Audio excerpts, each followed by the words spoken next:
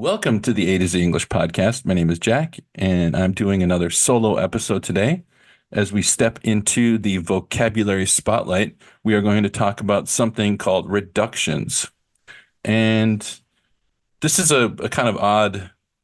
I didn't know which category to put this episode in. I think vocabulary spotlight is probably the best. Um, and what we're when we're talking about reductions, reductions are words that we kind of smash together, but they're not formal words. Okay. And the ones that everybody knows are wanna, gonna, gotta. Wanna, gonna, and gotta. Wanna, want to. Gonna, going to. Gotta, got to. Okay. Native speakers rarely pronounce going to as going to. We mostly pronounce it when we're talking as gonna. Tomorrow, I'm gonna get up at 8 o'clock. Okay. We rarely say want to. I want to go to an amusement park. No, we say, you know what? I want to go to an amusement park. Wanna. But if you look in the dictionary for wanna, gonna, and gotta, you're never going to find it because they're not words. It's not like a compound word such as book, store, bookstore.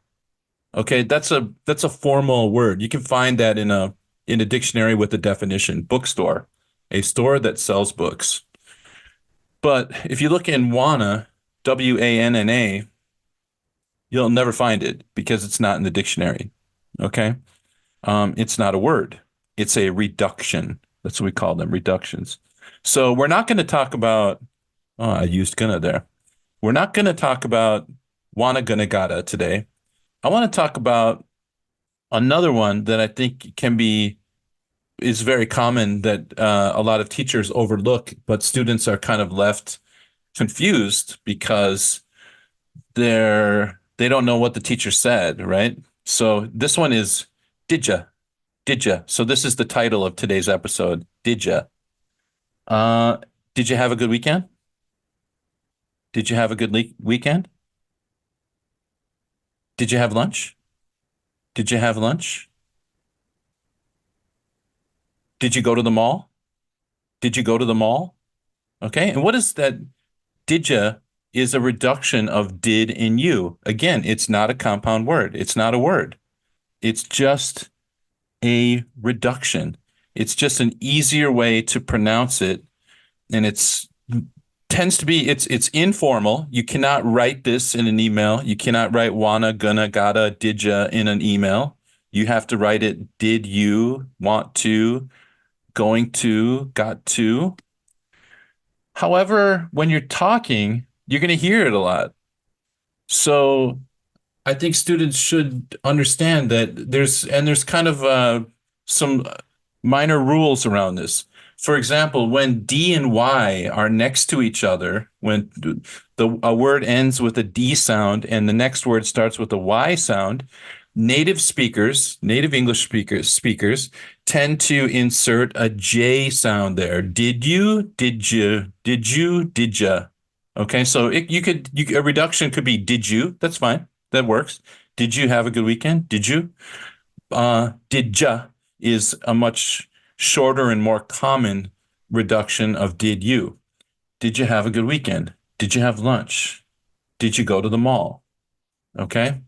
Now, so when you're talking, feel free to, practice this a little bit. Throw it in there. When you hear didja, now it means did you, didja. Now, sometimes native English speakers will get really crazy with their reduction of did you, and they'll even make it shorter. And I'll give you an example here I'll use the same examples. Did you have a good weekend? Did you have a good weekend? Okay. Did you have a good weekend? Did you have a good weekend? So we reduced did you all the way down to ja, ja, ja. Did you? Did ya? Ja. Did you have a good weekend? Hey, Bob, did you have lunch? Hey, Bob, did you have lunch? Okay. Mary, did you go to the mall this weekend? Did you go to the mall this weekend? Okay, so you can notice how we can reduce it even more. So what I want you to do, this is your homework assignment here for my A to Z listeners out there. Um, the next time you have a speaking opportunity and you find yourself using did you, try it out. Throw in a didja, did you, didja, or a ja, and see how the other person that you're talking to reacts to that. I see if they notice it because again, these reductions are so common that I think people won't even notice, but your English will sound so much more natural and authentic and like a native speaker. So this is just I'm giving you guys a little tiny clue, a hint into sounding more like a native speaker. So next time, don't say did you, say did ya. Okay. But remember, this is only when speaking. When writing, you must write it out formally. Did you?